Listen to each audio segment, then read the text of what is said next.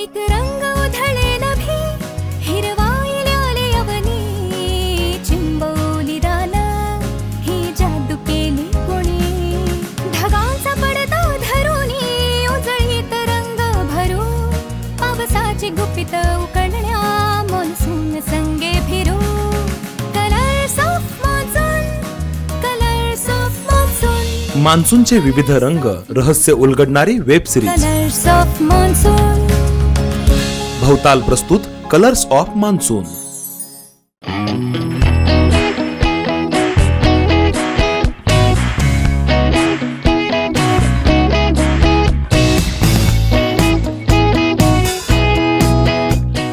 Hello friends, भवतालच्या colours of monsoon या सिरीजमध्ये आपलं स्वागत. मी अभिजित घोरपडे. मान्सूनचे रंगढंग शोधणारी आणि त्याची अनेक गुपितं उलगडून दाखवणारी मालिका खास तुमच्यासाठी.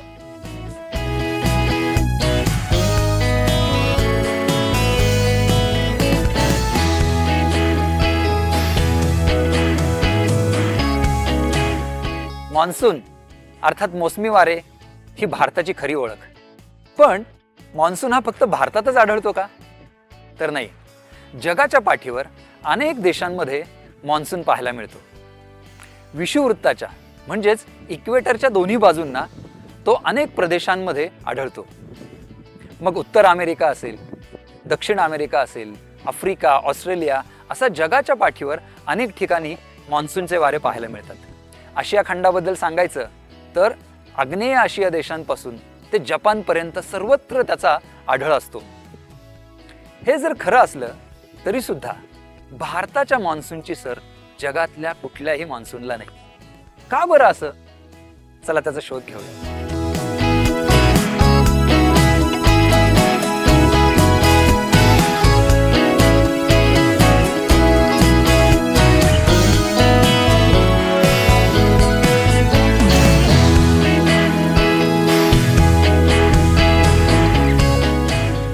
जगाच्या पाठीवर भारताचा मान्सून आगळा वेगळा असण्याची दोन कारणे आहेत. एक म्हणजे त्याचं भौगोलिक स्थान आणि त्याला लाभलेली पर्वतरांगांची साथ. कोणत्याही भागातला मान्सून हा अधिक तीव्र असण्यासाठी विषुववृत्ताच्या दोन्ही बाजूला विपरीत परिस्थिती असावी लागते. एकीकडं अथांग महासागर आणि दुसरीकडं विस्तीर्ण जमीन असावी लागते. भारतीय उपखंड जर पाहिला तर तिथं ही विभागणी अतिशय योग्य प्रकारे झालेली पाहायला मिळते. एकीकडं अथांग असा हिंदी महासागर आणि विषुववृत्ताच्या दुसऱ्या बाजूला भारत, चीन, रशिया, संपूर्ण आशिया खंड अशी विस्तीर्ण जमीन. या विभागणीमुळं निर्माण होणारे वारे हे अतिशय तीव्र असतात. येताना सोबत भरपूर बाष्प आणतात आणि आपल्याला भरभरून पाऊस सुद्धा देतात.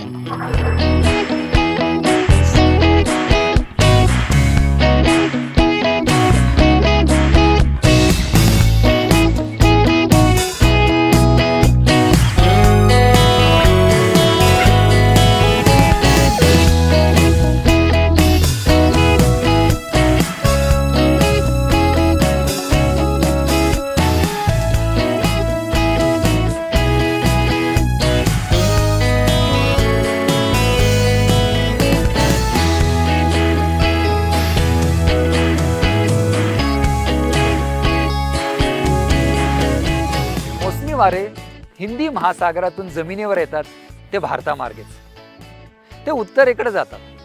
पण उत्तरेकडे प्रवास करताना हिमालय पर्वत अतिशय महत्त्वाची भूमिका पार पडतो.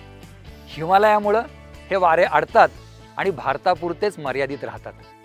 त्याच्यासोबत आलेलं बाष्प हे भारतामध्ये खूप मोठ्या प्रमाणात पाऊस पडतो. कदाचित हिमालय नसता तर हे वारे आणखीन उत्तरेकडे गेले असते आणि आपला पाऊसही कमी झाला असता. अशा प्रकारे हिमालयानं आपल्यावर केलेली ही कृपाच म्हणायची.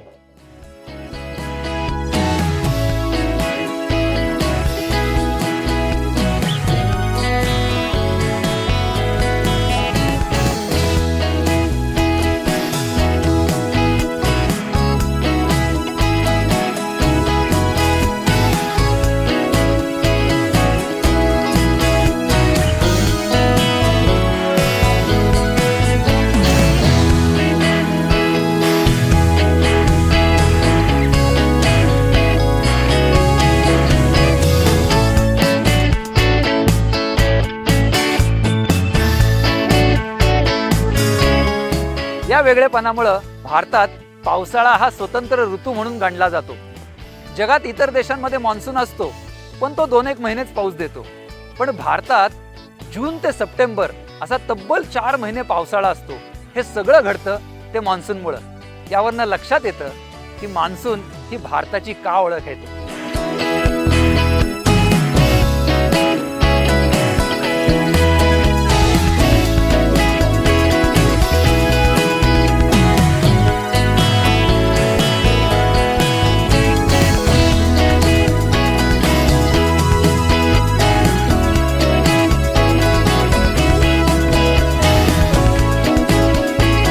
जाता जाता एक प्रश्न. मान्सूनच्या वाऱ्यांसोबत आफ्रिकेतून एक प्रसिद्ध पक्षी भारतात येतो. त्याचं नाव काय? त्याचं उत्तर शोधा आणि ते कॉमेंट्समध्ये जरूर लिहा. मित्रांनो, या भागात इथंच थांबतोय, पण आपल्याला मान्सूनची अनेक गुपितं उलगडायची आहे. त्यासाठी पाहत राहा आणि इतरांनाही सांगा. भवताल प्रस्तुत colours of monsoon. Good bye. एक रंग उधळे नभी, हिरवाई आले अवनी, चिंबवली राना ही जादू केली कोणी. ढगांचा पडदा धरुनी उजळीत रंग भरून, पावसाची गुपित